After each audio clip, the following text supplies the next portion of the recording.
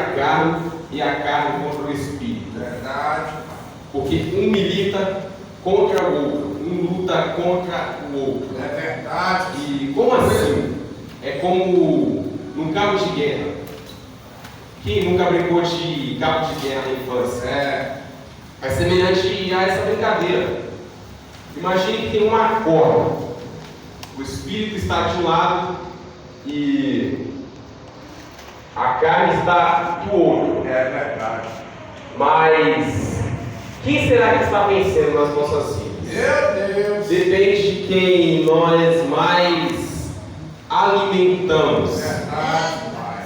Se nós alimentamos mais o espírito, então o espírito é que está ganhando. Mas se nós estamos alimentando a carne, então é a carne que está reinando sobre as nossas vidas.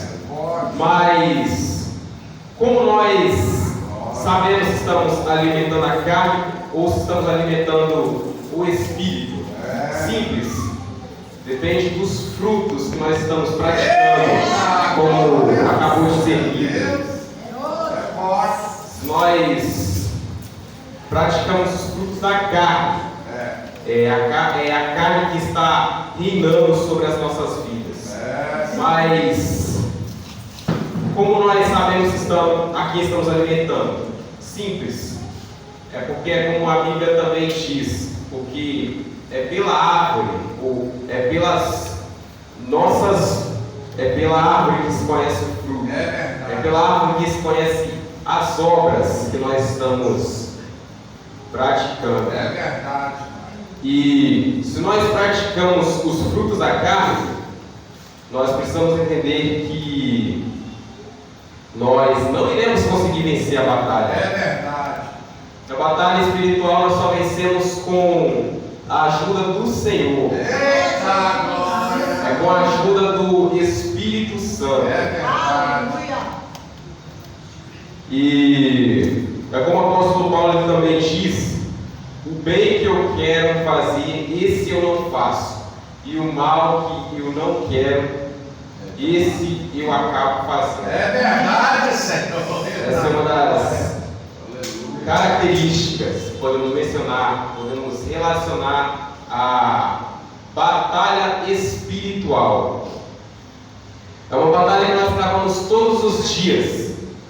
Sabe quando nós não sentimos, às vezes nós não sentimos vontade de orar, não sentimos vontade de ler a Bíblia? É o que muitas das vezes acontece conosco. É o que muitas das vezes nós sentimos que quando dá aquela falta de vontade de orar, de falar com Deus, sabe o que é isso? É uma batalha espiritual sendo travada. É verdade. Basta nós saber fazer a escolha certa. Eita, A quem vamos meu Pai. alimentar? Se é o espírito ou se é a carne. Devemos todos os dias. A nossa oração deve ser para que o espírito venha reinar sobre a carne. Eita glória. Nosso pior inimigo não é o adversário das nossas almas. Nosso pior inimigo é nós mesmos. É verdade. Porque nós muitas das vezes não fazemos o bem que queremos, como nós fazemos o mal que nós não queremos. É verdade. Basta nós sabermos fazer a escolha certa, que as obras da carne, por que não os frutos da carne? Porque não são as obras da carne que vão nos levar para a frente. É verdade. Já os frutos do Espírito, frutos, porque nos dá a ideia de crescimento, Verdade. de crescimento espiritual. Deus, É orando todos os dias, lutando contra as nossas próprias vontades, com a ajuda do Espírito Santo, claro, porque sem o Espírito Santo nós não conseguiremos ir a lugar nenhum. Também nós devemos saber controlar os nossos sentimentos, nossas emoções, o que nos leva a pensar em um dos frutos do Espírito, que é a temperança, o domínio próprio. Eita, glória! Devemos ter controle sobre as nossas atitudes, sobre os nossos sentimentos. É, Deus, aleluia! Naquele momento, por exemplo, quando a gente está com raiva, às vezes dá vontade até de bater, de socar, aquela ira descontrolada. O que a Bíblia fala sobre isso? Irai, mas não Pecai. Eita, glória! Temperança, domínio próprio. E é isso que nós devemos pedir a Deus, é algo que nós devemos ter. Isso foi só um exemplo que eu citei.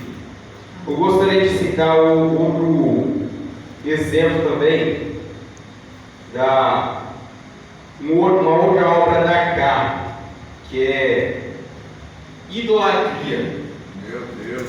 Que é uma das coisas que nós mais vemos nos dias de hoje. Verdade. Homens que permitem que outras pessoas venham ocupar no nosso coração o lugar que é de Deus, o lugar que é exclusivo para Deus.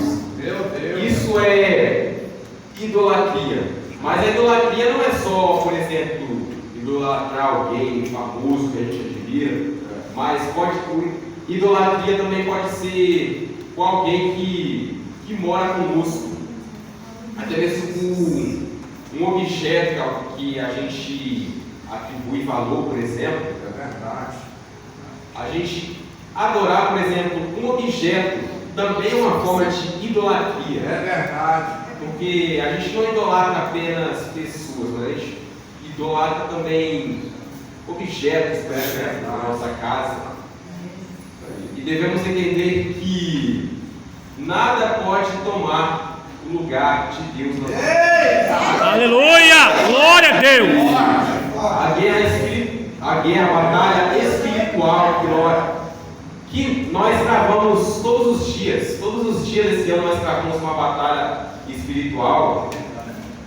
Quem nunca sente vontade de parar, de não orar, de não ler a Bíblia? Até eu sinto, vou ser sincero com os irmãos. Até eu sinto, mas a gente tem que. Eu não quero abandonar Deus. Jesus. Quero continuar seguindo a Ele. Meu Deus! Porque o meu alvo é o mesmo dos irmãos. O alvo é do céu. E é como foi dito: vamos amar uns aos outros. Porque nos recorre a outro fruto do Espírito, que é o amor. E algumas Bíblias, a tradução de algumas Bíblias se refere com caridade, como na minha, por exemplo.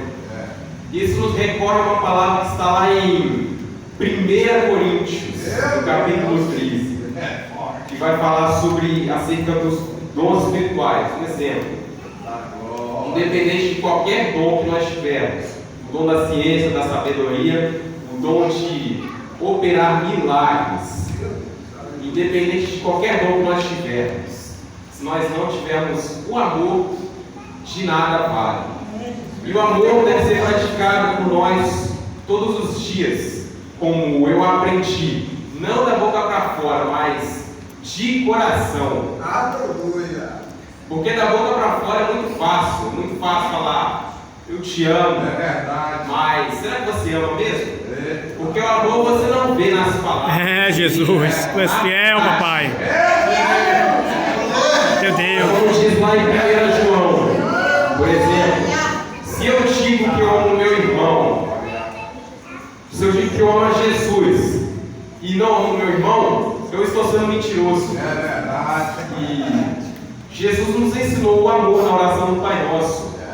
quando ele usa o pronome nós, nossos, nos, em alguns trechos da oração. Por exemplo, dai-nos hoje o pão de cada dia. Jesus não fala, dai-me hoje o pão de cada dia. Ele fala, dai-nos hoje. E ele nos ensina também, perdoai as nossas dívidas. Ele não ensina, perdoai as minhas dívidas. Porque Jesus é o nosso maior exemplo de amor. Jesus nunca nos ensinou a pensarmos apenas em nós. Jesus ensinou também a pensar no nosso próximo. E só para comprovar, e para provar isso, por que ele morreu na cruz? Ele poderia ter escolhido não morrer por nós, ele poderia ter escolhido continuar lá no céu, mas não. Ele despiu-se de sua glória, se tornou homem, morreu em nosso lugar, dando-nos um exemplo de amor. E a Bíblia fala também que esse fruto do Espírito, que é o amor, nos últimos dias, ele se esfriaria. E é o que está acontecendo nos dias de hoje. É uma profecia que está se concretizando. Acredito que os irmãos acompanham as notícias dos jornais, mortes, assassinatos. É uma realidade que está acontecendo nos dias de hoje, que só comprova que o amor está se esfriando. E eu quero falar também sobre outro fruto do Espírito, que é a paz. A paz também tem estado em escassez nos dias de hoje. Você vê, por exemplo, a guerra da Rússia com a da Ucrânia. Nossos irmãos poderiam estar vivendo em paz, mas estão travando guerra uns contra os outros. Essa guerra não acontece só entre reino contra reino, nação contra nação, como é outra profecia que está se cumprindo nos dias de hoje. A guerra também tem acontecido dentro das igrejas, conflitos religiosos.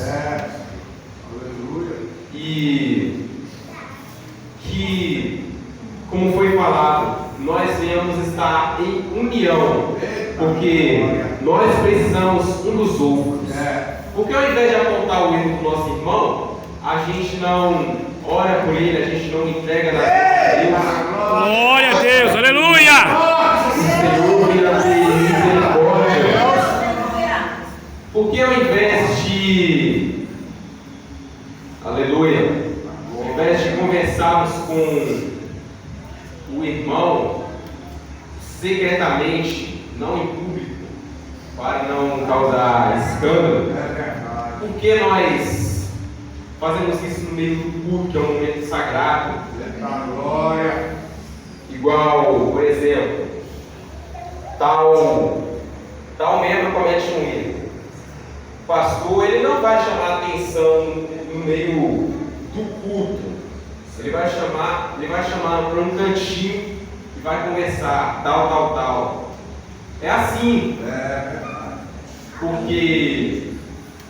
Porque essas, como é que eu posso dizer, essas indiretas, essas confusões que nós caçamos no público, que testemunho que nós estamos dando? Vamos chamar o irmão para um cantinho, para conversar. Não é difícil. E porque ao invés de nós apontarmos o nosso dedo, nós não venhamos entregar essa pessoa nas mãos de Deus, porque isso também é uma forma de amor para com o próximo. Glória a Deus, aleluia!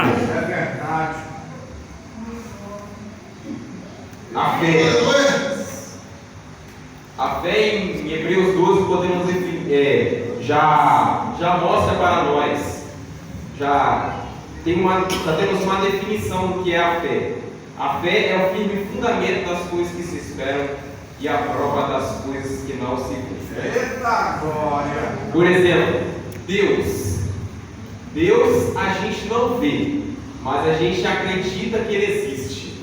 A gente acredita que Ele vive dentro de nós. Verdade. E a fé é isso, é essa certeza. É a fé que nós temos nos problemas que Deus Ele pode nos ajudar. Verdade.